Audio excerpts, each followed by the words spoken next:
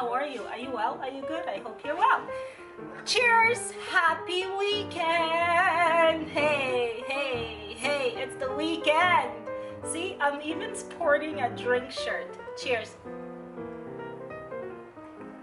I hope it's obvious. I'm not actually drinking alcohol. I'm drinking sparkling water. I'm a huge fan of sparkling water. So welcome to my channel. I'm Anna. Welcome. If it's your first time here, welcome. Welcome to the family. If you are a returning subscriber, click the like button. If you're new, click the like button. It really helps my channel. But anyway, welcome. So it's the weekend and I was like, finished the day. It's like the weekend is here, survived another week, decided that I needed to have a little bit of fun. So I was like, okay, I need to go to the liquor store. I don't have any alcohol in the house. I need to go to the liquor store, get some liquor, and just relax this evening because it has been a week and yeah, I needed a drink. So when I was like going to the liquor store, I remember I was like, oh, I remember there was a whole year where I quit alcohol. I didn't drink for a whole year. How are you? I'm good. How are you? Not bad. Good. So all of 2019, I didn't have a single drink. I didn't drink at all. I didn't drink a single drop of alcohol for 365 days or 366. I don't remember how many were in 2019. I didn't have one drop of alcohol. And that was by choice. I made a choice not to drink. So I came to tell you that story. My intention was not to drink alcohol just for a month, the month of January. So a lot of people at the beginning of the year, they do something that they call it like, I don't know, 30 days dry or something like that. You know, New Year's resolutions. There's a lot of people who stop drinking alcohol for like 30 days, especially after like the holidays when you tend to go to a lot of parties and a lot of social events. So you may be consuming a little more alcohol than you normally would. So a lot of people don't drink for 30 days. So I was just like, oh, I'm gonna hop on that challenge and I'm not gonna drink for 30 days. But it's not because I was drinking a lot. It was more so the real reason was I was in grad school. And I've become a little bit of a lightweight compared to like years before. I used to be able to drink much more than I can now. Now I have 2 glasses and I'm all like, oh, I'm already all bubbly and happy. Before, I swear I could have a whole bottle of wine and more. A whole bottle of wine I would have been okay, and then I could have a little more and then feel a lot tipsier. But I just, you know, started consuming less alcohol. My tolerance level has gone down significantly. I was working and I was in grad school. Normally, I like to have a drink, you know, on the weekend, especially like on a Friday night. It's like, oh my goodness, survived another week. I need to have a drink or two, enjoy myself, go out in the evening, have a few drinks. That's normally what I like to do. So when I was in grad school, I still had that lifestyle, that mentality. Is like, hey, survived another week. I'm gonna go grab a few drinks, and then, you know, on the weekend, that's when I would be doing my grad school work. So that couldn't work out anymore because my tolerance level was so low. 2 or 3 drinks and I was like, I was already, I would feel really groggy and like tired, not hungover, but just like, you know, like groggy and tired, and it would take me a whole morning to recover, and then by the time it's like 12 o'clock, 1 p.m. I've lost all morning by the time I'm feeling better and that I could actually start doing work that I needed to do. And because my schedule was so tight, I just couldn't afford to lose a whole morning because I had a few drinks the night before. That just didn't make any sense. Like, I couldn't justify losing 4 solid hours. You know, in 4 hours I could have read 2 major papers for discussion in the following week, or I could have worked on a whole assignment. I couldn't afford that. So I was like, okay, I need to stop this Friday night drinking. Like, we're just not gonna do it.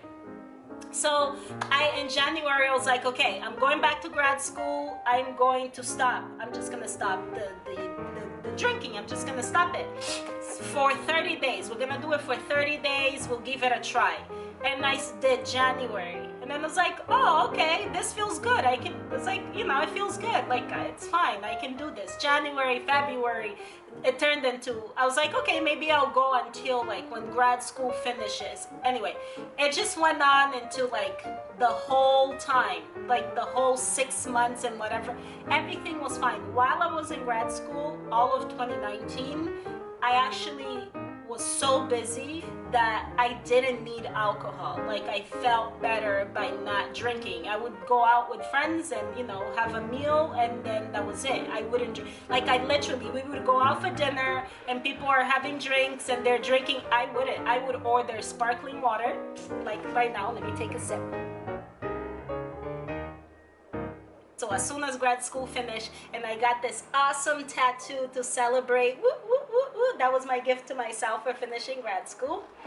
As soon as it finished, I was like, okay, I'm ready for multiple drinks. That's when the real battle began. Most challenging period was the last 3 months. October, November, and December were extremely challenging.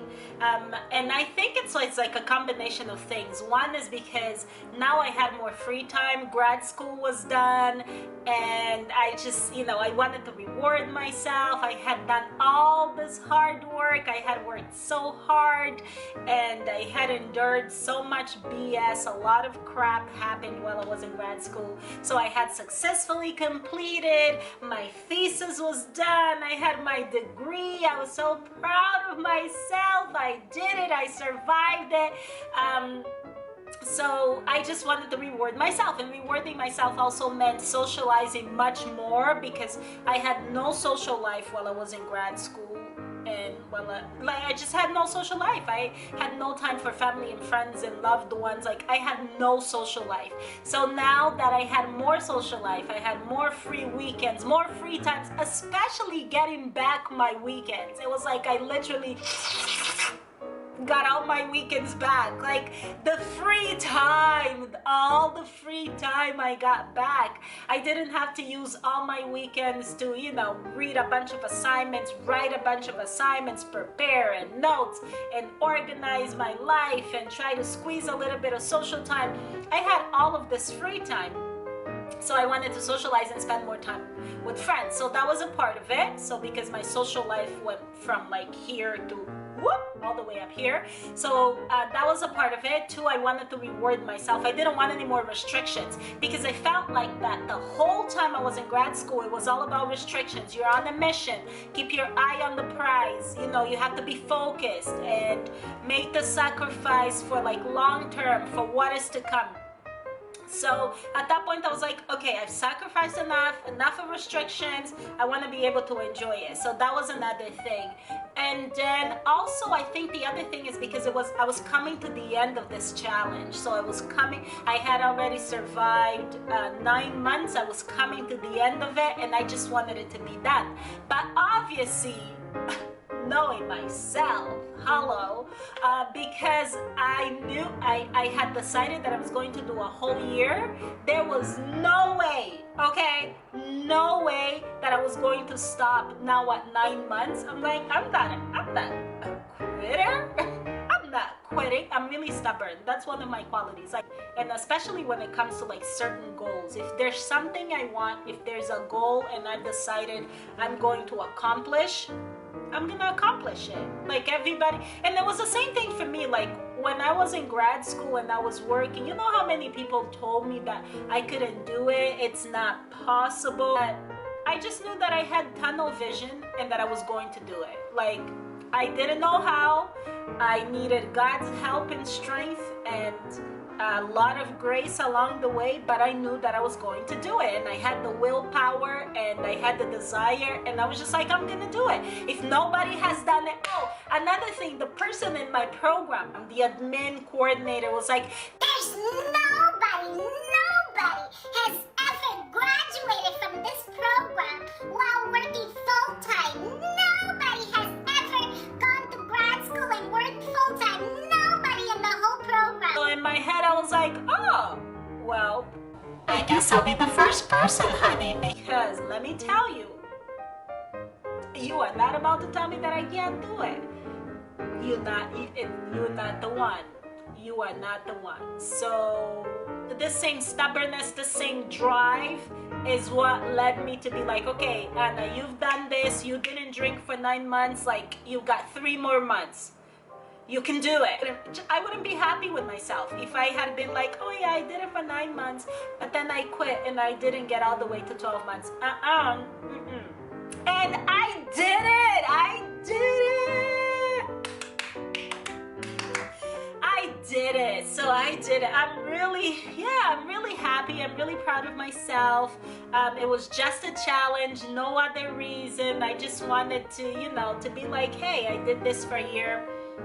And then I also like when it's like New Year's resolutions, I like to try something. I know there's a lot of people, like especially on social media, a lot of woke people who criticize people for having New Year's resolutions, who make fun, and they're like, how far is your resolution now in March? How far is your resolution now? I think that's really mean and unnecessary, and it's just like petty for no reason, Hey, if people make a resolution and they can make it happen for 12 days, if they make it happen for 3 months, if people exercise and eat healthy for 3 months or whatever other resolutions they may have, that's still 3 months that they did it. Like, what's the point of being like petty and basic and dragging people for not following through with like a whole year's New Year's resolution? I've made many New Year's resolutions and I just didn't make it happen.